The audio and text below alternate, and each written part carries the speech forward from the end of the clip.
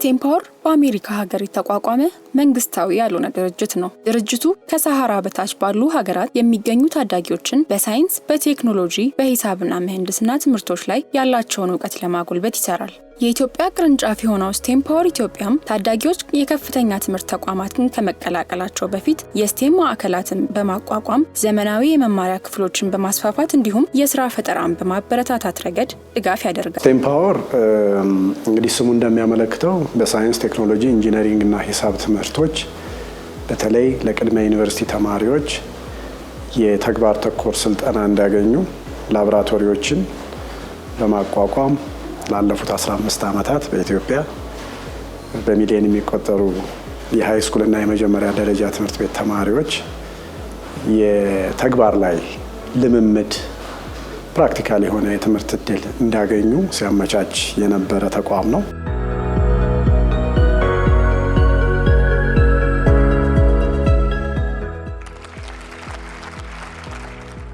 አርቲፊሻል ኢንተለጀንስ ኢንስቲትዩት አንዱ ኢትዮጵያ ውስጥ ካሉ የመንግስት ተቋማት ከስቴም ፓወር ጋር የመግባቢያ ሰነድ ተፈራርሞ ከሚሰሩ ወይም በጋራ ከምንሰራቸው ድርጅቶች አንዱና ዋነኛው ነው። ኢመርጅ እያደረገና ዓለምን ሪቮሉሽናይዝ እያደረጉ ካሉ ሴክተሮች ደግሞ አርቲፊሻል ኢንተለጀንስ አንዱና ዋነኛው ነው።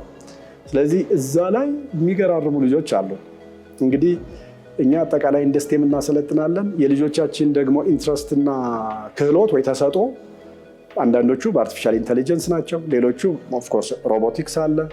ሌሎቹ ደግሞ በስፔስ ሳይንስ ላይ ያሉ አሉ። ሌሎችን ስታይ ደግሞ ሳይበር ሴኩሪቲ ላይ ያሉ በተለያየ ዘርፍ በአርቲፊሻል ኢንተለጀንስ እና ሮቦቲክስ ጥሩ ተሰጥኦ ያላቸው ፍላጎቱ ያላቸው እና ወደዛ ሚዛናቸው ወይ ፍላጎታቸው ያደላ ከሆነ እነዚህን ልጆች ለቀጣይ አድቫንስድ ወደሆነ የትሬኒንግ እና ምናልባትም ደግሞ ወደ ስራና ፕሮጀክት እንዲገቡ አርቲፊሻል ኢንተለጀንስ ለኛ ኪ ፓርትነራችን ነው ማለት ነው። በኢትዮጵያ አርቲፊሻል ኢንተለጀንስ ኢንስቲትዩት አዘጋጅነት የተሰጠው የሰመር ካምፕ 2024 የታዳጊዎች የስልጠና መርሃ ግብር ተቋማቱ በትብብር ከሰሯቸው ስራዎች መካከል እንደ ማሳያ ይጠቀሳል።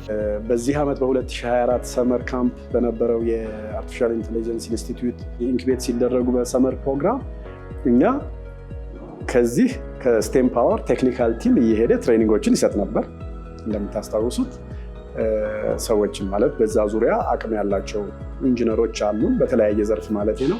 ከነዛ ውስጥ አንዱ ወይ ሁለቱ እየሄዱ ትሬኒንግ ይሰጡ ነበር። የስሪዲ ፕሪንቲንግ ሰፖርት እንደምታስታውሱት ማሰልጠኛ ወይ ማስተማሪያ ግብአቶችን ከዚህ ፋብሪኬሽን ላብ አሁን ከምንገኝበት ተቋም የስቴም ፓወር ፋብ ላብ እየሄዱ ለልጆቹ ማሰልጠኛ አንዳንድ ፕሮጀክቶችን እንዲሰሩ ለሳይንስ ምንድነው የምንለው ለሚፈልጓቸው ፕሮጀክቶች ደግሞ ግብአቶችን ለልጆችም እየገዛን እንሰጣለን።